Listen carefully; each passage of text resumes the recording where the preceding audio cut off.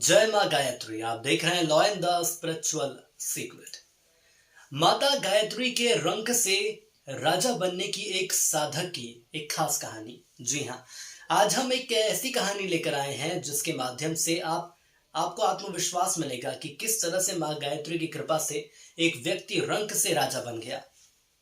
देखिए, माँ गायत्री की महिमा अपरंपार है। चारों वेद में माँ गायत्री का उल्लेख किया गया है। चारों वेदों के जब अध्ययन करते हैं तो ऐसा कोई भी वेद नहीं है जिसमें माँ गायत्री के विषय में जानकारी नहीं हो या इस मंत्र के विषय में जानकारी नहीं हो। एकमात्र गायत्री मंत्र के जाप से ही सारी चीजें हो सकती हैं, इसलिए गायत्री मंत्र की शास्त्रों में काफी महिमा बताई गई है। अब भगवान मनु कहते हैं कि जो पुरुष प्रतिदिन आलस को त्याग कर तकरीबन 3 वर्षों तक गायत्री मंत्र का जाप करता है, माँ गायत्री का जाप करता है, तो आकाश की तरह व्यापक पर ब्रह्मा को प्राप्त होता है, यानी वो ईश्वर को प्राप्त होता है। सिर्फ 3 साल आलस को छोड़ने के बाद, लेकिन नियम के साथ। इसी तरह आकाश को प्राप्त करने वाले कई ऐसे लोग हैं, उस ईश्वर को, परम शक्ति को प्राप्त करने वाले कई लोग हैं जो कि माँ गायत्री की कृपा से अपने जीवन के सबसे बेहतर, सबसे अच्छे दौर में पहुंच चुके हैं। कहने का अर्थ यहां पर यह है कि इन्होंने रंक से राजा बनने तक का सफर तय किया है।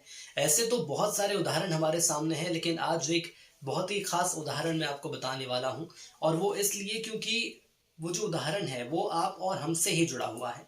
आज हम आपको एक ऐसी बिटिया की कहानी सुनाने वाले हैं जो कि बचपन से ही माँ गायत्री की सेवा में डूबी रहती थी।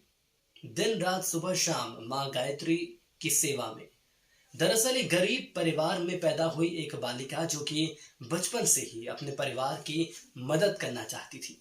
छोटी उम्र में गोबर के उपले बनाकर वो बेचती थी। आप सोचिए कि छोटी सी उम्र क्या होती है बच्चों की, घर पर खेलने की होती है, खाने की होती है, लेकिन उस उम्र में वो बेटी, वो बालिका गोबर के उपले बना रही है, बेच रही है। कितनी गरीबी थी उनके साथ। इसी गरीबी के कारण उसके माता पिता ने मात्र 12 साल की उम्र में उसकी शादी कर दी, वो भी उससे 10 साल बड़े शख्स से। ये काफी पहले की मैं बात आपको बता रहा हूँ, और उस वक्त ऐसा हुआ करता था। आज के दौर में तो इतना दूरी नहीं रहती है वैवाहिक जीवन में पति और पत्नी के बीच, लेकिन यहां तक भी क्या मंजूर था। और हद तो तब हो गई जब ससुराल वाले उसे हर छोटी छोटी बात पर जानवरों की तरह पीटने लगे। आप ये सोचिए कि मात्र 10 से 11 साल की बच्ची, उसको जानकारी क्या है। भले ही उसकी शादी हो चुकी थी, मगर थी तो अभी भी वो बच्ची, बालिका थी। वो आखिर कब तक सहती। और एक दिन ऐसा आया कि माँ गायत्री को उसने नमन किया और वो भाग आई अपने ससुराल से, लेकिन समाज उसके खिलाफ अभी भी खड़ा हुआ था। आप ये जानते हैं कि एक महिला के लिए समाज में कितना मुश्किल हो जाता है। और जो महिला, जो बहनें इस वक्त, जो माताएं मुझे सुन रही हैं, वो खुद ये जानती होंगी कि मैं बिल्कुल सही कह रहा हूँ। उस परिवार का हुक्का पानी समाज ने बंद कर दिया। कितना सहती भला वो मासूम सी जान टूट गई और फैसला किया कि अब उसके जीने का कोई भी मकसद नहीं बचा है। जब घर परिवार ने साथ नहीं दिया, ससुराल ने साथ नहीं दिया, किसी ने साथ नहीं दिया, तो क्या करेगी। लेकिन उसको आस थी माँ गायत्री से। लेकिन एक वक्त के बाद जब विश्वास टूट जाता है तो वो आस भी टूट जाती है। उसने कीटनाशक की 3 बोतल पी ली। आप यकीन करेंगे, कीटनाशक की 3 बोतल। लेकिन नियति को, माँ गायत्री को, उसके लिए कुछ और ही सोच कर बैठी थी। नियति को कुछ और ही मंजूर था। 3 बोतल पी ले या 10 बोतल पी ले, जहर की कुछ नहीं हुआ। एक दिन उसकी एक जानने वाली महिला ने उसके पास आई, पूरे घटनाक्रम को सुना कि तुम्हारे ससुराल में तुम्हारे साथ क्या हुआ, तुम्हारे साथ कितनी गरीबी थी, क्या क्या परेशानियां तुम्हें हुई। और वो थी माँ गायत्री की रोज पूजा और अर्चना करने वाली एक ऐसी महिला जो हमेशा माँ गायत्री के मंत्र का जाप करती थी, कभी भी पूजा अर्चना करना नहीं भूलती थी। और वो जो महिला थी, उस महिला ने अपने आप के बारे में बताया कि मैं माँ गायत्री की बहुत बड़ी भक्त हूँ। वो बिटिया ने भी बताया कि मैं भी माँ गायत्री को बहुत मानती थी, लेकिन जब नई जिंदगी मुझे मिली, जब नई सोच मुझे मिली, उस वक्त मुझे लगा था कि मेरे लिए कुछ बेहतर होगा, लेकिन सारी चीजें गलत होती चली गई और धीरे धीरे माँ गायत्री से भी उसका विश्वास उठ गया। लेकिन उस महिला ने उसको नई सोच दी, कहा कि तू माँ गायत्री की सेवा कर।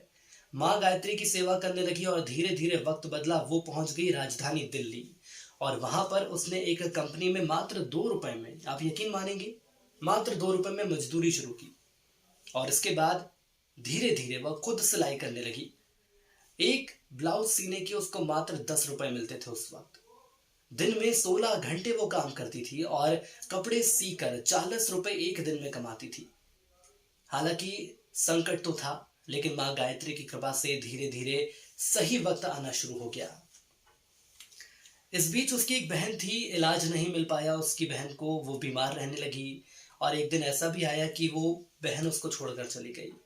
वो लड़की फिर से टूट गई, मगर उसने हिम्मत नहीं हारी। तभी उसने सोचा कि वो महिला जो उससे मिलने आई थी, उसने ये बताया था, माँ गायत्री की साधना हमेशा करते रहना, कभी भी माँ गायत्री को ये मत सोचना कि वो तुम्हारे साथ नहीं है।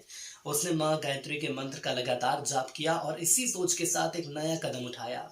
उसने तकरीबन 50,000 रुपए का लोन लिया। क्या आप सोच सकते हैं कि एक ऐसी बालिका जिसने अपनी जिंदगी में इतना कुछ देख लिया, लेकिन तब भी उसने हिम्मत नहीं हारी, बैंक से लोन लिया, सिलाई मशीन खरीदी, मेहनत रंग लाई, बुटीक का काम शुरू किया और काम चल पड़ा। इसके साथ उसने एक फर्नीचर का स्टोर भी किराए पर लिया। आप सोच सकते हैं कि ऐसी बालिका जिसने इतनी मेहनत की, इतना संघर्ष किया, मजदूरी से लेकर आज बुटीक तक खोल लिया उसने, उसकी मेहनत और संघर्ष को अब पहचान मिलने लगी थी। मगर उसका सफर अभी भी खत्म नहीं हुआ था। कहते हैं ना कि भगवान परीक्षा भी उसी की लेता है जो सबसे प्रिय रहता है। मां गायत्री की कृपा उस पर बनी तो जरूर थी, लेकिन इस बीच एक उसके पास एक ऐसा ऑफर आया। तकरीबन 10 साल से एक कंपनी बंद पड़ी थी, मिल थी बंद पड़ी थी, लेकिन वो खुल गई। अब वहां पर जो काम करने वाले मजदूर थे, चूंकि उस लड़की से अनभिज्ञ नहीं थे, जानते थे, क्योंकि साथ में मजदूरी उस लड़की ने भी की, तो सभी मजदूरों ने देखा कि वो लड़की थोड़ी समझदार है, जान पहचान की है, तो उन्होंने बोला कि इस कंपनी का कार्यभार तुम अपने हाथों में ले लो, हम सभी मजदूर हैं, हम सब मिलकर काम करेंगे तो हो सकता है हम सभी की किस्मत चमक जाए। और उस दिन उस बालिका ने कारीगरों की बात मान ली। और ये सब इतना आसान नहीं था, इसमें भी चुनौतियां आने वाली थी। सबसे पहले उन्होंने उस बंद पड़ी मिल को एक नई कंपनी के रूप में शुरू करने की कोशिश की, लेकिन इस बीच भी बहुत सारे अड़ंगे। चूंकि कंपनी 10 साल से बंद थी, तो कई तरह के विवाद उस कंपनी के साथ जुड़े हुए थे। जिस जमीन पर वो कंपनी थी, वहां पर कई लोगों का कब्जा था। करोड़ों रुपए का कर्ज बाकी था उस कंपनी पर। जो मशीनें थी, वो मशीनें जंग खा चुकी थी। अब आखिर करे तो करे क्या, पैसे है नहीं, साथ देने वाला कोई है नहीं। लेकिन इतना विवाद होने के बावजूद शायद कोई भी व्यक्ति उस कंपनी को काम अपने हाथ में नहीं लेता। लेकिन उस बालिका ने, उस लड़की ने हार नहीं मानी। माँ गायत्री की वो हमेशा प्रार्थना करती रही, हमेशा माँ गायत्री का जप करती रही, और इसी विश्वास के साथ उसने अपनी मेहनत से सारे विवाद सुलझा दिए और उस कंपनी की शुरुआत की। और उस कंपनी का नाम उसने रखा माँ गायत्री कंपनी। माँ गायत्री के नाम से उस कंपनी की शुरुआत की और उस कंपनी ने उस लड़की की किस्मत लिख दी, या मैं ये कह सकता हूं कि उस लड़की ने उस कंपनी की किस्मत लिख दी। आज वो कंपनी करोड़ों का, यकीन मानिए, करोड़ों का टर्नओवर कर रही है। ना सिर्फ वो बालिका उस कंपनी की हेड बनकर बैठी है, बल्कि तो उसके साथ मजदूर से सभी उन मजदूरों को उस नैया से उसने पार निकाल दिया है। एक बार माँ गायत्री की कृपा हो जाए तो जीवन में इंसान बदल जाता है, इंसान का जीवन बदल जाता है। तमाम दुख और संकट, सारी परेशानियां जीवन से दूर हो जाती हैं। बस कभी भी किसी भी संकट की घड़ी में आप ये मत सोचिएगा कि मैं भगवान से अपना विश्वास दूर कर रहा हूं या भगवान मेरे साथ नहीं है। यकीन मानिए, भगवान आप ही के साथ है, माँ गायत्री आपके साथ है। बस सिर्फ विश्वास रखिए, आस्था रखिए, श्रद्धा रखिए, और जब भी प्रार्थना करें सच्चे मन से प्रार्थना करें कि हे माँ गायत्री, मेरी सारी परेशानियां आप दूर करें। यदि आपको हमारा वीडियो पसंद आया तो ज़रूर इसे लाइक करें, शेयर करें। आप अपने कमेंट्स भी कर सकते हैं, और कुछ सवाल हैं यदि आपके दिलो दिमाग में, तो सवाल हमसे कर सकते हैं। हमारी पूरी कोशिश रहेगी कि आपके सवालों के सही जवाब आप तक पहुंचाएं। जय माँ गायत्री।